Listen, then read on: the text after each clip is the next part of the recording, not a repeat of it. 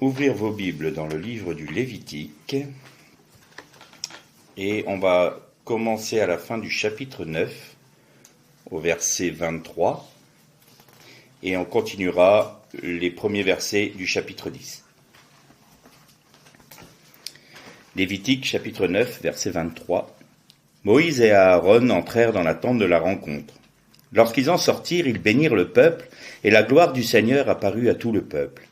Un feu sortit de devant le Seigneur et dévora sur l'autel l'holocauste et les graisses. Tout le peuple le vit. Ils poussèrent des cris de joie et tombèrent face contre terre. Nadab et Abihu, fils d'Aaron, prirent chacun une cassolette, y mirent du feu, y placèrent de l'encens dessus. Ils présentèrent devant le Seigneur un feu profane qu'il ne leur avait pas ordonné. Alors, un feu sortit de devant le Seigneur et les dévora. Ils moururent là, devant le Seigneur. On arrêtera là notre lecture. Dans nos dernières méditations, et notamment dans la dernière, on a parlé de l'autel des parfums. Et là, il nous est parlé du premier sacrifice qui a été offert au moment où le tabernacle a été construit et que le peuple d'Israël était en train de dédicacer, c'est-à-dire de présenter à Dieu et d'inaugurer. Les dédicaces, c'est inaugurer, et ça se dit Hanouka en hébreu. Pour ça, c'est la fête de la dédicace. Quand vous verrez dans l'évangile, Jésus était dans le temple, sous les portiques de Salomon, pendant la fête de la dédicace. Eh bien, c'était Hanouka. Hanouka veut dire dédicace en hébreu. Bon, je ferme la parenthèse là. Et le feu qui était sur l'autel ne devait jamais s'éteindre. Les prêtres devaient toujours l'alimenter de manière à ce qu'il y ait toujours le même feu qui soit présent sur l'autel des sacrifices, mais également sur l'autel des parfums. Et là, qu'est-ce que l'on voit ?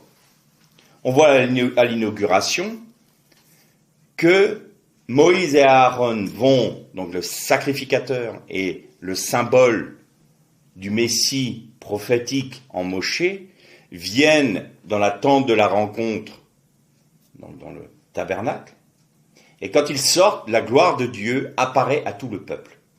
Et là, le feu de Dieu, l'ifné Adonai, ça veut dire de la face de Dieu, l'ifné c'est devant la face, ça vient de pana. Pana veut dire le visage, la face. Et vous savez que dans la tradition juive, il y a, enfin du moins du judaïsme du temps du temple et d'avant, moins maintenant parce que les rabbins font moins l'accent là-dessus parce qu'il y a eu le christianisme entre les deux, il y a un personnage qu'ils appellent l'ange de la face. Malach Apnaim. Et cet ange de la face n'est autre que le Messie. Et pourquoi on l'appelle l'ange de la face ? Parce que c'est celui qui tourne sa face vers la face de l'Éternel. Il est le seul digne à pouvoir être face à face avec Dieu. Et vous voyez que ce feu apparaît de la face de l'Éternel pour consumer l'Holocauste et pour consumer les graisses. Donc là, il y a de l'adoration, il y a des louanges et il y a le sacrifice sanglant de rachat. On va parler un peu du feu et on va constater qu'il y a deux sortes de feu pour l'Éternel. Il y a le feu que l'Éternel allume, c'est-à-dire celui où il va approuver un sacrifice, c'est ce que nous venons de lire. Il approuve le sacrifice qui a été, l'holocauste qui a été offert sur l'autel, et donc il consume par son feu cet autel, et là le feu représente l'alliance. Et on va en toucher deux mots. Et il y a un autre feu. Il y a le feu du jugement. C'est pour ça qu'il est dit que le Messie, Jean-Baptiste disait, le Messie viendra vous baptiser d'esprit et de feu, c'est-à-dire qu'il vous donnera un esprit de vie, mais il y aura le feu du jugement, il y aura cette possibilité à ce que tout soit consumé en vous qui n'est pas de Dieu. Le feu est très symbolique parce que du temps d'Abraham, on en a déjà parlé, mais parfois il est toujours bon de se rappeler les choses, du temps d'Abraham, quand l'Éternel a fait une alliance avec Abraham, il a scellé cette alliance. Et pour la sceller, il a demandé à Abraham de couper en deux 4 animaux. Du moins 3 animaux, et les oiseaux devaient rester vivants. Et le signe de l'alliance, la signature de cette alliance-là, était le fait que l'Éternel passe sous la forme d'un feu entre les animaux. Là, seul Dieu s'était engagé. Parce que normalement, en ce temps-là, quand on appelait ça couper une alliance, on coupait un animal en deux, et quand les termes de l'alliance ou les termes du contrat étaient validés par les deux parties passaient entre les animaux pour couper l'alliance, pour sceller, signer l'acte d'alliance ou l'acte notarié ou toute chose comme ça. Qu'est-ce que ça voulait dire ? Ça voulait dire que si je ne tiens pas parole dans l'engagement que j'ai pris là avec toi, qu'il me soit fait comme à ces animaux. C'était ça que ça voulait dire. Donc là, c'était un engagement signé. Et on retrouve cette notion d'engagement et de cet engagement de l'Éternel auprès d'Abraham dans le premier mot de la Torah. Bereshit. Vous vous souvenez de ça ?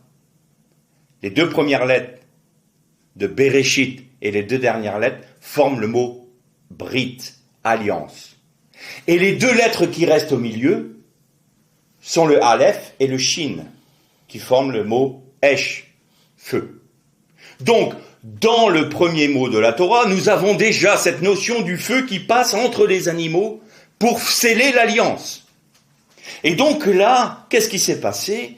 L'Éternel remontre à son peuple, aux descendants d'Abraham, « J'ai scellé avec votre ancêtre une alliance d'éternité, éternelle, je la démontre à l'instant, j'agrée le sacrifice, et c'est mon feu qui vient consumer cet holocauste sur l'autel, et je vous demande d'entretenir ce feu. Le feu de l'alliance. Alors évidemment, quand le peuple a vu ça, non seulement ils ont été témoins de la gloire de Dieu, mais ils ont été aussi témoins du fait que Dieu a agréé cette alliance avec Israël, que Dieu était leur Dieu, que l'Éternel était leur Dieu, et qu'ils étaient le peuple de l'Éternel. Alors évidemment, ils crièrent de joie, ils poussèrent des exclamations de joie, et ils tombèrent face contre terre pour adorer Dieu. Et là, il y a eu un problème. C'est que ceux qui étaient appelés à la sacrificature, donc Navab et Avihu, les fils d'Aaron, pris dans cet élan émotionnel, sont venus avec un autre feu. Ils ont dit, donc une cassolette, ça voulait dire un encensoir ou quelque chose un récipient pour les cendres ou pour les braises. Ils sont venus chacun avec un récipient, et qu'est-ce qu'ils ont fait ? Ils ont jeté du parfum de l'autel sur ce feu. Vous vous souvenez ce qu'on a dit sur le parfum de l'autel la dernière fois ? Je vais vous le rappeler rapidement. Il y avait des aromates, sam, qui c'est des épices odoriférantes, c'est-à-dire une bonne odeur. Vous aviez le stacté, ça, en hébreu se dit nataf. Nataf, ça veut dire goutte, rosée, mais esprit de prophétie. Prophétie, ça veut dire aussi faire couler. Et vous aviez de l'onyx, donc shechelet, qui est la racine de shachal, qui est un rugir, qui est lion. Je vous rappelle rapidement les ingrédients du parfum de l'autel. Vous avez chelbena, c'est la racine chalev qui veut dire entraille graisse. Donc on avait parlé de l'obéissance, de ce qui est le meilleur, c'est en Christ. Donc là, on parle bien du roi d'Israël, le roi, le lion, le roi de Juda. On parle de son sacrifice qui est parfait. En quelque sorte, on est en train de parler du Messie. Et le Messie qui est venu dans l'obéissance, dans le sacrifice de sa propre personne, qui a obéi jusqu'à la mort et à la mort de la croix, c'est ça le parfum de bonne odeur. Et il nous est demandé, à nous, de faire cessation, Shabbat, pour rentrer dans cette œuvre accomplie en Christ. Mais là, il s'est passé quelque chose de terrible. C'est que ce n'est pas le feu de l'Éternel, c'est-à-dire ce feu de l'alliance qui a consumé le parfum. C'est le feu de la chair. C'est le feu de l'émulsion émotionnelle. C'est le feu des bons sentiments. Et ça pose un problème. Ça pose un problème parce que à ce moment-là, les deux fils d'Aaron n'ont pas sanctifié le nom de l'Éternel devant le peuple. Que veut dire sanctifier le nom de l'Éternel devant le peuple? Cela veut dire que par notre obéissance, par ce parfum qui est versé sur l'autel avec le feu de l'Éternel, c'est ça l'obéissance. Eh bien, c'est le nom de l'Éternel même que nous sanctifions dans notre vie. C'est-à-dire que nous montrons à tous, nous sommes enfants de Dieu rachetés par grâce en Jésus-Christ, et par notre obéissance, nous démontrons aux autres que l'Éternel est séparé de tout son ennemi, de tout ce que son ennemi produit sur ce monde, dans ce monde. Et notre obéissance fait que nous sortons nous-mêmes de cette logique du monde conduit par Satan pour rentrer dans l'obéissance en Jésus-Christ à la loi de l'Éternel.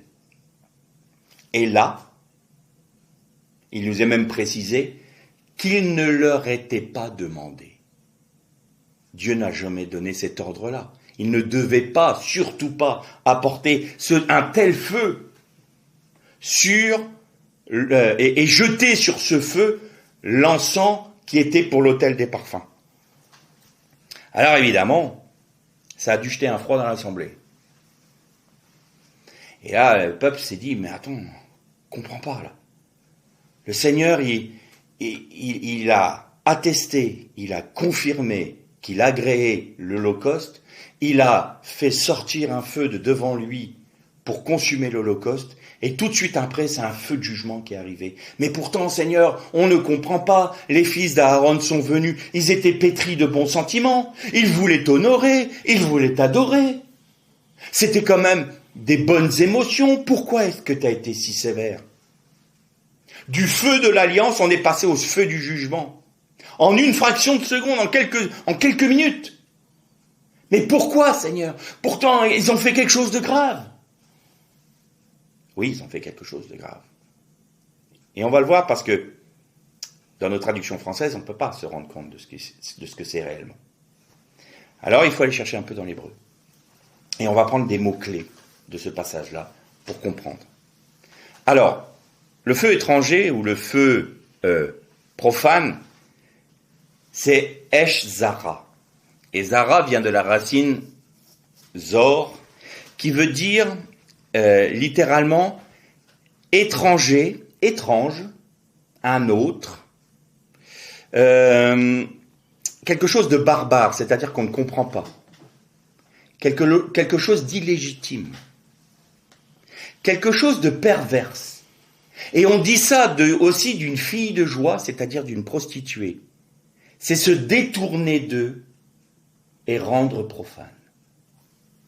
C'est exactement ce que dit le mot Zara dans Esh Zara. Ils apportèrent donc devant l'assemblée quelque chose de profane, quelque chose qui s'apparente à une prostitution, quelque chose qui est étranger. Étranger à quoi? Étranger au tabernacle. Quelque chose qui est même étrange. Ça n'a pas sa place dans cet endroit-là. Quelque chose qui est barbare, illégitime. On ne comprend pas le symbole de cela. On n'en comprend pas la teneur. Et c'est illégitime. C'est-à-dire que il a pris ce feu-là prend la place d'un autre. Il est illégitime. Et alors, il est dit, et les fils d'Aaron mirent sur ce feu, donc sur ce Hesh Zara, ils mirent, qui est Nathan en hébreu, et mir, ça veut dire mettre, accorder, c'est permettre. C'est très important ça. C'est consentir, c'est dévouer quelque chose à une chose. Et c'est étranger également. Alors, ils apportèrent un feu étrange, un feu étranger, un feu profane, un feu de prostitution, et en mettant le parfum dessus, ils accordent, ils consentent à changer l'alliance avec une personne pour remplacer une autre, par une autre. C'est pour ça qu'on dit quelqu'un d'autre, un autre. Donc vous voyez que là, ils apportent un feu profane, un feu de prostitution, un feu qui nous parle de perversité et d'illégitimité, j'ai du mal avec ce mot, c'est plus facile en hébreu, Zara, quelque chose de barbare qu'on ne comprend pas, et ils font consentir au peuple une autre alliance, autre chose. Et alors, quels sont les noms des fils d'Aaron? Donc nous avons Nadav. Nadav, ça paraît bien au début. C'est bonne volonté.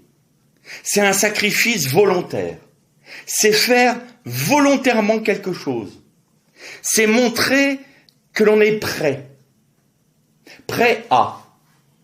Donc ça donne le sentiment, franchement, que ce feu et que le fait d'avoir mis de ce parfum-là sur ce feu, c'est quelque chose de bien. C'est de bonne volonté. Ça vient d'un bon sentiment. Mais ce nom-là veut dire aussi autre chose. Ça veut dire inciter. C'est-à-dire que je vous incite à changer l'alliance. Ça veut dire forcer quelqu'un à faire une chose qu'il ne veut pas forcément faire. C'est obliger cette personne à rentrer dans une dimension qu'elle ne voudrait pas. C'est ça que veut dire aussi Nadav. Et alors vous avez Avihu, le deuxième. Alors lui c'est très simple. Son nom veut dire Av, Iyu, c'est Dieu le Père. Dieu mon Père. Dieu est Père. Eh bien regardez ce que je fais. J'apporte un feu profane. Je jette sur ce feu quelque chose qui est très saint. C'est-à-dire, le fait de mettre, c'est je vous donne la permission, je vous accorde, je vous demande d'accepter le fait que je vous oblige. C'est-à-dire que je vous incite, que je vous force à adorer quelqu'un d'autre. Et ce sera lui, Dieu le Père. Ça nous rappelle quelque chose? Le veau d'or. Ça nous rappelle le veau d'or. Ils étaient en train de reproduire le même péché que le veau d'or dans le sanctuaire au moment de la dédicace du Hanouka. Et ils incitaient le peuple à rentrer dans cela. Alors Dieu n'a pas pu faire autre chose que de juger très sévèrement ce qui venait de se produire. Pourquoi? Parce que cela revient à dire, si Dieu n'avait pas réagi tout de suite, cela voulait dire que vous pouvez faire ce que vous voulez. Vous n'êtes pas obligé de suivre mes ordonnances. Faites selon vos émotions, faites selon vos sentiments, faites selon vos envies. Ça revient à quoi? Jugez vous-même de ce qui est bon et de ce qui est bien. C'est-à-dire continuez à manger de l'arbre de la connaissance du bien et du mal. Continuez à être des Elohim, ceux qui décident par eux-mêmes ce qui est bon de ce qui est mauvais. Et puis faites comme vous le voulez. N'êtes pas obligé d'obéir. C'est ça. Il acceptait ça s'il n'avait pas réagi tout de suite. Et c'est la raison pour laquelle Moïse dit à Aaron, ils n'ont pas sanctifié le nom de l'Éternel devant le peuple. Ils les ont incités à se prostituer. Parce que ce n'était pas le feu de l'alliance qui était en train de consumer le parfum. Et le parfum, quel est-il? C'est Christ, c'est le sacrifice du Christ. Et donc, ils sont en train de détourner le feu de l'alliance pour en faire un feu de prostitution qui va mettre à l'honneur quelqu'un d'autre que le Messie. Mais qu'ils vont nommer Messie. Puisque c'est du parfum. Ils vont dire, regardez ce parfum. C'est le fameux parfum qui a été commandé par l'Éternel et que nous jetons sur notre feu, à nous. Ça fait penser encore à autre chose. Il y a quelqu'un qui va se faire passer pour le Messie et qui va dire « Je suis Dieu ». Vous avez vu comme c'est grave ce qui s'est produit à ce moment-là? Vous avez vu comme c'est grave. Et ils incitaient le peuple à adorer un autre Dieu, Lucifer. Ils incitaient le peuple à faire alliance avec un autre Dieu. Et tout ça a été le résultat d'une effervescence émotionnelle et sentimentale. Alors, je ne suis pas en train de dire qu'on ne peut pas manifester des sentiments et des émotions par l'Esprit de Dieu. C'est une évidence. Mais, je mets un grand, beaucoup de guillemets, parce qu'il faut faire très attention si on vit par nos sentiments et nos émotions. Au début de notre marche chrétienne, il n'est pas surprenant de voir que le Seigneur nous parle de manière un peu plus, ostensible. Alors on va ressentir des choses. Je me souviens très bien, je vais parler de moi, excusez-moi, mais je parle de mon témoignage, je parle de ce que je connais. Quand je me suis converti, donc c'était le 2 janvier 1992, on se souvient de ce genre de date, c'était comme des vagues que je ressentais qui venaient sur mon corps, comme des vagues d'amour, des vagues de l'esprit qui se déversaient, vague après vague, après vague, après vague. Et ça a duré pendant plus d'1 heure. Il était 3 heures du matin. J'étais tellement... Je sentais physiquement la présence de Dieu. Je la ressentais, c'était tellement fort que je réveillais mon épouse en disant « Prie pour moi parce que je crois que le Seigneur me visite. » Elle, dans le réveil à 3 heures du matin, elle savait pas ce qui se passait, elle m'a vu comme un fou furieux là. Elle a cru que le Seigneur revenait, elle a accroché mon bras, elle dit « Je pars avec toi. » Bon, vous voyez un peu comment ça s'est passé. Et donc là, on sentait, c'était du ressenti. Il y avait vraiment quelque chose. Et pendant tout un temps, je marchais comme ça. Il fallait que je ressente le Seigneur. Il fallait que je sente physiquement... par des sensations physiques, il fallait que le Seigneur me parle presque audiblement pour que je comprenne. Et donc je marchais, ça faisait des bons sentiments. Et quand le Seigneur semblait se taire, je dis bien semblait parce que le Seigneur ne nous quitte jamais, eh bien on est un peu perdu. Et alors on passe d'une grande joie et d'une grande émotion à une grande dépression et on est en yo-yo. Pourquoi ? Parce qu'on marche au rythme de nos sentiments et de nos émotions. Et un chrétien qui yoyote, comme je le dis, c'est toujours quelqu'un qui vit selon ses émotions et ses sentiments. C'est-à-dire que s'il y a une épreuve qui le frappe, il va être abattu et il va rien ressentir. Et il va avoir peur que Dieu l'ait abandonné.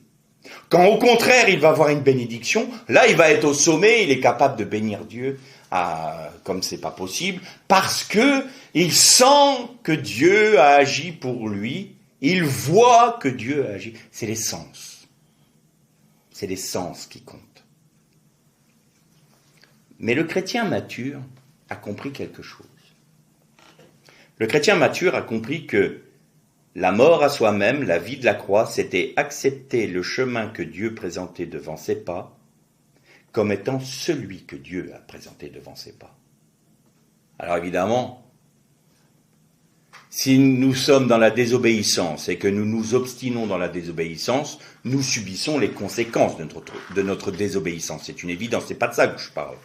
Je suis pas en train de parler de quelqu'un qui est rebelle, comme Jonas, qui était rebelle et qui, au lieu de partir vers l'est pour aller voir Ninive, est parti complètement à l'ouest pour aller s'embarquer à Yafo, c'est-à-dire à Jaffa, pour partir en Espagne. Donc le Seigneur l'appelle en Mésopotamie, il part en Espagne. Évidemment, il a subi les conséquences. Tempête, qu'est-ce qu'il faut faire ? Je te mets par-dessus bord, je sais qu'est-ce que c'est. Le Seigneur veut pas. Donc jeté dans la mer, avalé par un poisson, c'est là qu'il a compris qu'il était aux racines, donc il est rentré dans une mort. Et le poisson l'a recraché, pas en Espagne.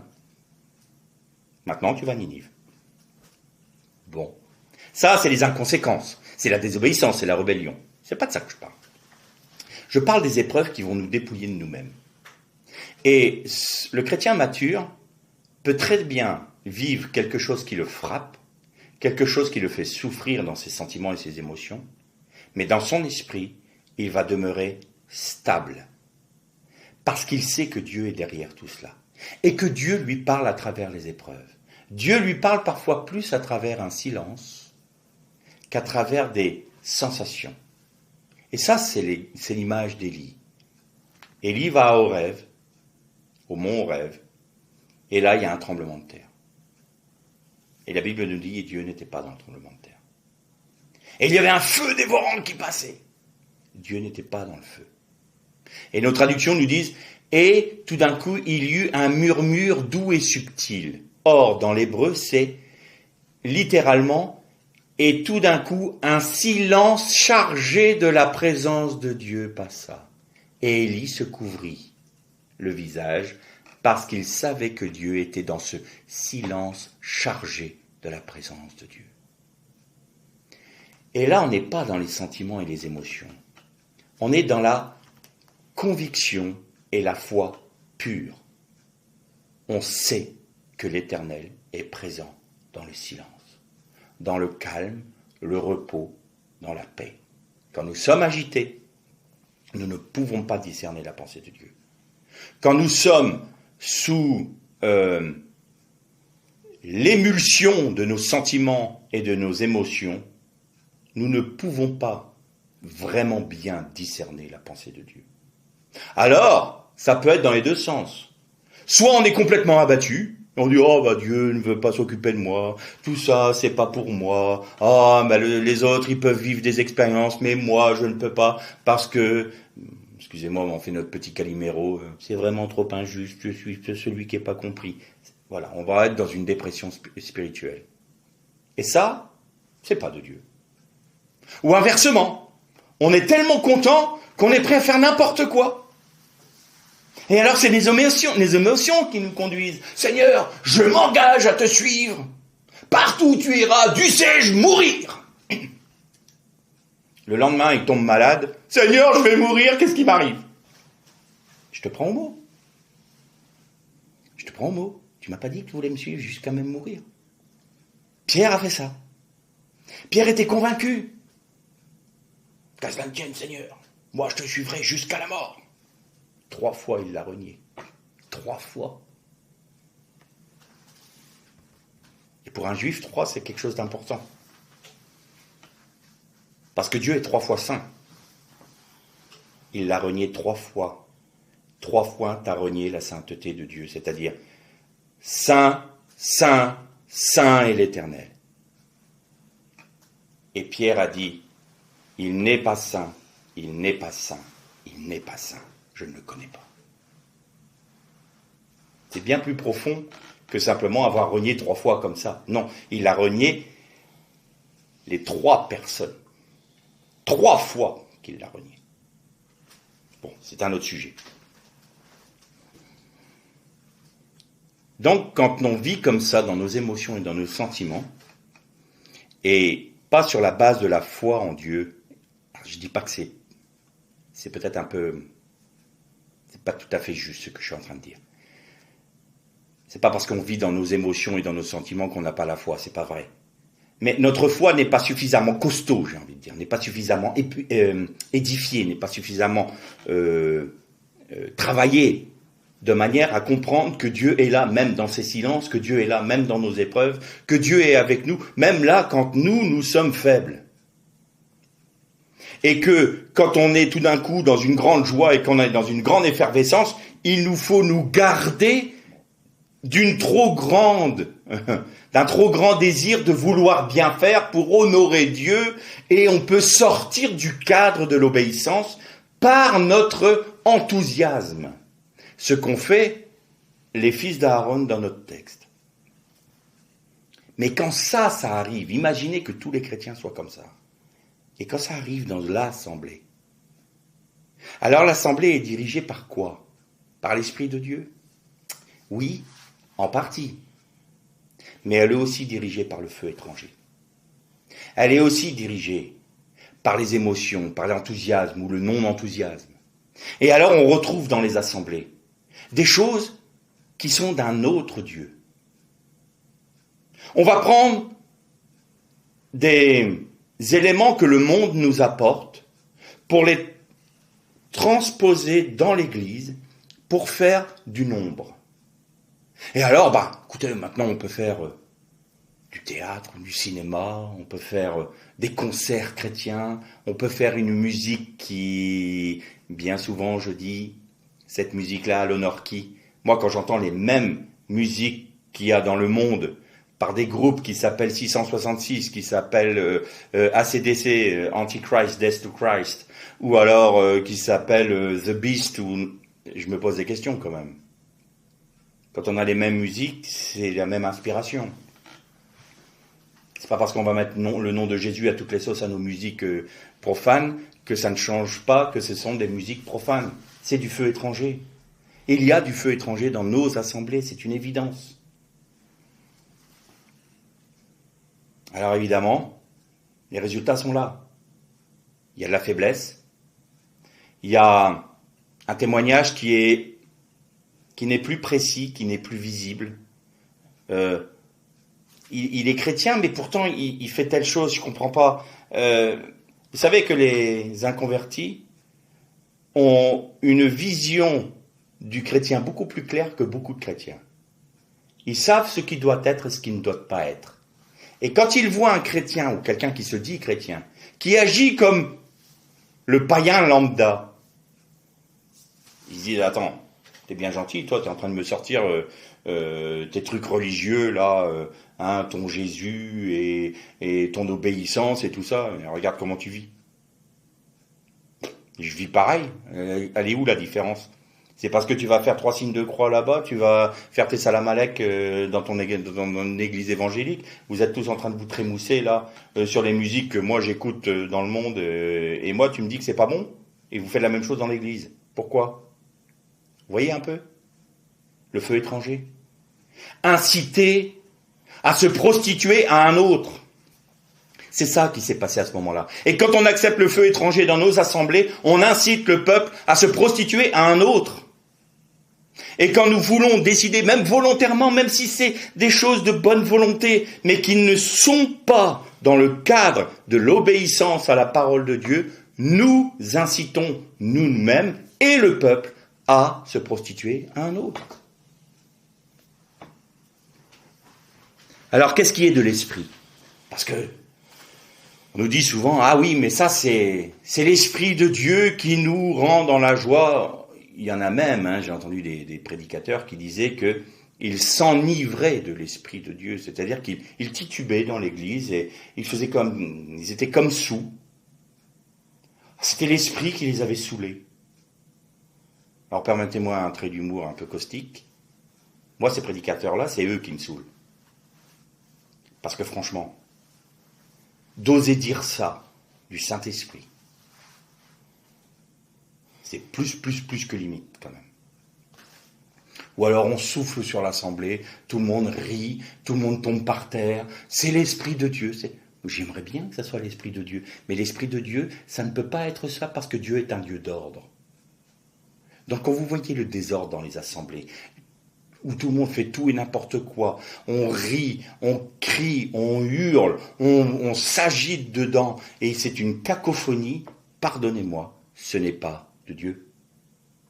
C'est le feu étranger qui a été placé devant le peuple, et on y jette la parole de Dieu qui est le parfum de bonne odeur, et on dit, voilà ce qu'il faut faire. Et ça vient de l'esprit. Ben moi, je vais vous dire ce qui vient de l'esprit. Quel est le symbole de l'esprit dans la Torah? C'est l'huile d'onction sainte. L'huile d'onction sainte qui ne devait pas couler sur la chair de l'homme. Et dans la composition de l'huile d'onction sainte, vous avez de la myrrhe. Alors là, d'entrée de jeu, les gens vont pas m'aimer. La myrrhe veut dire souffrance. C'est l'Esprit de Dieu, ça? Ça veut dire affliction. Ça veut dire larmes. Ça veut dire amertume. Ça veut dire pleurer. Oui, ça rentre dans la composition de l'huile d'onction sainte. Nous nous chargeons des afflictions du Messie. Nous acceptons, comme le disait Paul, c'est pas le mot, c'est parfaire qui est dans nos traductions, mais j'ajoute aux souffrances du Messie dans mon propre corps. C'est ça. Accepter de mourir à soi-même, même dans les afflictions, ça fait partie de l'onction sainte. Après, nous avons la synamone, kinamon en hébreu, mais c'est la notion de se dresser. Alors, on passe de la souffrance, des pleurs, des larmes, à être dressé, élevé. Comment a été élevé le Fils de l'homme? Sur une croix. Et c'est toujours de l'œuvre du Saint-Esprit qu'on parle. Donc, nous sommes dans la souffrance et nous sommes sur la croix. Ensuite, vous aviez le roseau, cané. Et ça veut dire racheter, acquérir. C'est par ce moyen que l'Esprit nous rachète. C'est par ce moyen de la croix, de la souffrance. Et je mets tout de suite une précision. Ce ne sont pas nos souffrances qui font que nous sommes rachetés. C'est parce que nous sommes rendus participants aux souffrances du Christ que nous sommes rachetés. Je ne suis pas en train de dire qu'il va falloir s'auto-flageller pour pouvoir gagner le salut.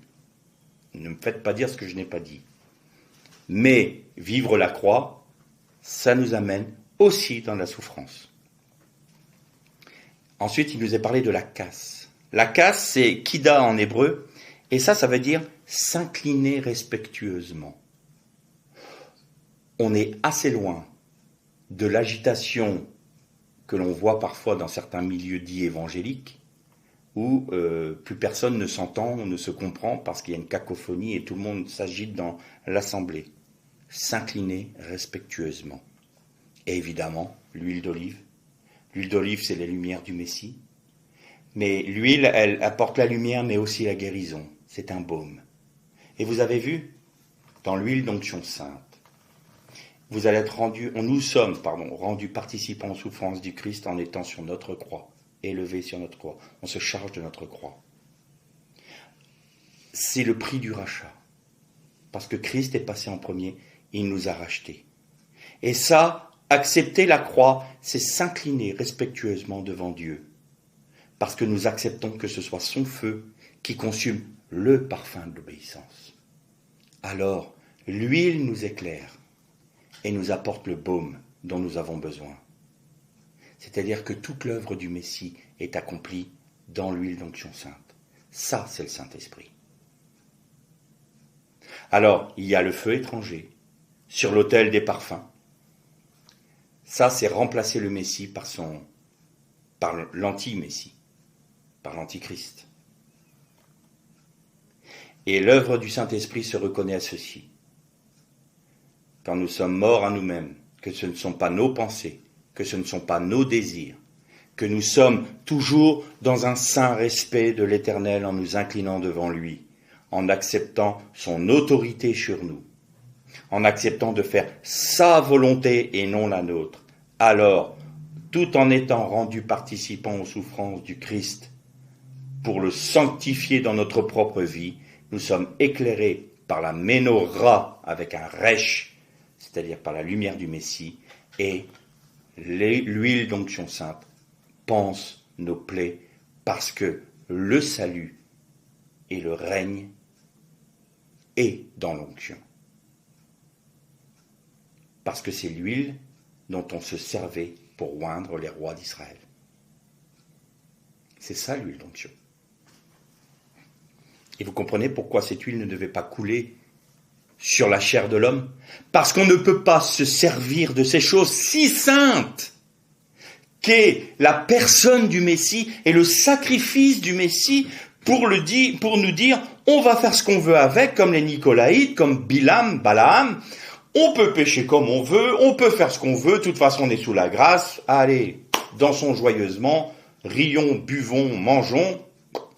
Le Seigneur nous fait grâce. C'est pas ça la vie chrétienne. Ça, c'est du feu étranger. C'est du feu profane. C'est le feu de la prostitution. Alors, il nous faut nous-mêmes nous présenter devant Dieu pour dire, Seigneur, je veux que ce soit ton feu de l'alliance, ton feu, qui consume le sacrifice vivant que je t'offre, comme nous le incite Paul à le faire. Offrez vos corps comme un sacrifice vivant, qui sera d'une bonne odeur pour l'Éternel. Eh bien, Seigneur, je veux que ce soit le feu de ton alliance qui consume mon sacrifice. Parce que je ne veux en aucun cas être animé par un esprit de prostitution. Vous avez vu que dans la composition du parfum, il y a, je ne me rappelle plus quel élément c'est, mais c'est l'esprit de prophétie. Eh bien, dans ce qu'ont fait Abihu et Nadav, il y avait la prostitution. Vous avez la prophétie et la prostitution. C'est quelque chose qui paraît étrange. Et ça, c'est très intéressant. C'est aussi à ça que l'on reconnaît quelque chose dans notre assemblée ou dans notre vie qui n'est pas de Dieu, qui est de l'ordre du feu étranger. C'est quelque chose d'étrange. Et parfois, quand on voit certaines choses qui se font dans les églises, on se dit « c'est quand même bizarre ». Il y a quelque chose qui nous dérange. C'est bizarre. C'est très étrange comme attitude, ou c'est très étrange ce qu'ils font, et je me sens pas à l'aise avec ça. Cherchez pas, c'est le feu étranger. C'est le feu étranger. Quelque chose qui est barbare, quelque chose qu'on ne comprend pas. C'est étrange, c'est profane. Et puis surtout, ça nous incite à nous détourner de l'obéissance à l'Éternel. Mais réjouissez-vous dans le Seigneur. Oh, mais le Seigneur est grâce, c'est parfait. Mais non, mais le Seigneur vous permet de divorcer, de vous remarier, de vous divorcer, de vous remarier, de marier les homosexuels. On vient d'apprendre que l'église protestante d'Alsace et de Lorraine avait accepté le mariage homosexuel maintenant. Mais on peut. Mais le Seigneur fait grâce. Il n'y a pas de souci. Et vous imaginez pas que là, justement, vous brisez l'image de Dieu. C'est l'homme et la femme qui forment l'image de Dieu. Deux femmes ensemble et deux hommes ensemble ne forment plus l'image de Dieu. Ce mot mariage est de l'ordre de la création, non de la rédemption. Et vous êtes en train de profaner quelque chose qui est de l'ordre de la création. Après, on s'étonne qu'il y ait des jugements dans l'Église. Et évidemment, le feu étranger. Le feu étranger qui est apporté pour inciter, pour amener le peuple. Allez, maintenant, allez vers un autre maître. Eh bien, ça veut dire quoi? C'est vous maintenant qui allez décider de ce qui est bien ou mal, même dans l'Église. Continuons à manger de l'arbre de la connaissance du bien et du mal. Continuons. Parce que j'ai à cœur ça pendant toute une période c'était ça, je pense que ça continue. J'ai à cœur ceci, j'ai à cœur cela. Mais est-ce que Dieu t'a demandé? Non, oui, mais j'ai à cœur. Mais rien ne me dit que c'est de Dieu. Quand on avait dit j'ai à cœur, il fallait que tout le monde accepte. Non. Est-ce biblique? Est-ce que c'est ce qui nous est demandé? Est-ce que c'est le chemin que le Seigneur veut? Attends, on va prier. On va avoir une confirmation. Comment ça, tu doutes de ma foi? Quand je te dis que j'ai à cœur, j'ai à cœur. Ah oui, c'est pas parce que tu me dis que tu as à cœur que c'est biblique. Moi, parfois, j'ai des choses à cœur et le Seigneur me montre bien que c'est pas ça. Il faut que j'accepte de me soumettre au feu du jugement de Dieu pour que ce qui est profane soit consumé et pour que l'Holocauste soit consumé par le feu de l'Alliance. Attention. Et c'est pour ça que je dis que si on vit dans nos émotions et dans nos sentiments, on n'est plus sujet à faire ce genre d'erreur d'apporter un feu étranger que si on a appris à vivre sur la base seule de la foi, sachant que Dieu est le consommateur de notre foi, que Christ est le consommateur de notre foi, et que ce que sa parole dit est la vérité, pas ce qu'on ressent. Alors il nous faut être très prudents. Dans notre vie, bien entendu, en premier lieu, à ne pas laisser le feu étranger venir consumer les choses saintes. Parce que ne nous leurrons pas. À partir du moment où nous mettons les choses saintes sur ce feu étranger, elles deviennent elles-mêmes profanes. Ça veut dire que nous profanons le sacrifice de Jésus et nous profanons le Christ lui-même. En laissant nos émotions ou nos sentiments guidés par la chair prendre autorité dans notre vie ou dans nos assemblées, c'est le Christ lui-même et son sacrifice que nous profanons. Et celui que nous élevons, que nous, entre guillemets, sanctifions par ces actes-là, n'est pas le Christ, mais l'Antichrist. Ça vient de l'esprit de l'Antichrist. Alors il nous faut être vigilants. D'abord dans notre vie, de manière à ce que ce que nous apportons dans notre assemblée soit du Messie et non pas de son ennemi. Et tout ce qui vient de notre chair est forcément de l'ennemi de Dieu. Donc, ami du Satan. Le feu étranger est quelque chose qui a été accepté dans nos milieux. C'est la raison pour laquelle l'Église s'affaiblit, que les chrétiens meurent de faim en termes de connaissance de l'Évangile. Et c'est la raison aussi pour laquelle l'apostasie maintenant peut grandir et peut se mettre en place d'une manière beaucoup plus forte qu'avant, parce qu'on accepte des choses profanes pour mettre sur cet autel des choses saintes sur un feu de prostitution. Alors forcément, il y a un jugement qui tombe, parce que Dieu ne peut pas laisser faire ça. Alors on va me dire, bah oui, mais regarde, il n'y a pas le feu du ciel qui tombe sur toutes les assemblées qui font ça, c'est vrai. C'est vrai. Et peut-être qu'il serait préférable qu'il y ait un feu qui tombe justement, pour que les gens se réveillent. Parce que le pire jugement, c'est quand l'Éternel dit « Je leur donnerai un esprit de mensonge, pour qu'ils croient au mensonge. » Ça, c'est le jugement. Et il y a des moments où il y a un esprit d'égarement que Dieu permet, parce que les hommes ont voulu s'égarer eux-mêmes, n'ont pas voulu obéir, à force de dire au Seigneur, on ne veut pas de ta parole, on ne veut pas obéir à ceci, on ne veut pas obéir à cela. Pourtant, il y a des choses qui sont écrites noir sur blanc. Le voile. Faut pas interpréter. Mais c'était... ça c'était du temps de Paul. Ah, mais ça c'était du temps des apôtres dans les actes. Moi j'ai dit un jour à un frère, il n'arrêtait pas de me dire que ça c'était pas biblique parce que c'était pas pour notre temps, pas pendant notre temps. Et je dis, mais qu'est-ce qui te reste de ta Bible? Il n'y a plus que la couverture. Et qu'est-ce que tu as mis dedans? Tu as remplacé les livres des actes, tu as remplacé le livre, les épîtres, tu as remplacé, voire une partie des évangiles. On fait quoi maintenant? Et puis évidemment, l'Ancien Testament, les Écritures, on peut les enlever parce que c'est pour les Juifs. Alors nous, il nous reste quoi? La couverture. Parce qu'on a tout enlevé. Parce qu'on ne veut pas obéir. Alors l'Éternel dit, vous ne voulez pas obéir? Eh bien, je vais vous laisser, vous égarer. Et je vais laisser un esprit d'égarement survenir sur vous. Et vous allez accepter le mensonge. Ça, c'est mon jugement. Alors, ça fait peur, hein? Parce qu'on se dit, mince, le Seigneur, il va permettre des choses si terribles. Ben oui, quand on ne veut pas obéir. Quand on a pris la décision de ne pas vouloir obéir, le Seigneur est conséquent. Le Seigneur est conséquent. C'est nous qui décidons. Le fait étranger, c'est rejeter le feu de l'alliance. Le feu étranger, c'est revenir à l'Éden pour manger de l'arbre de la connaissance du bien et du mal, parce que c'est nous-mêmes qui décidons de ce qui est bien et de ce qui est mal.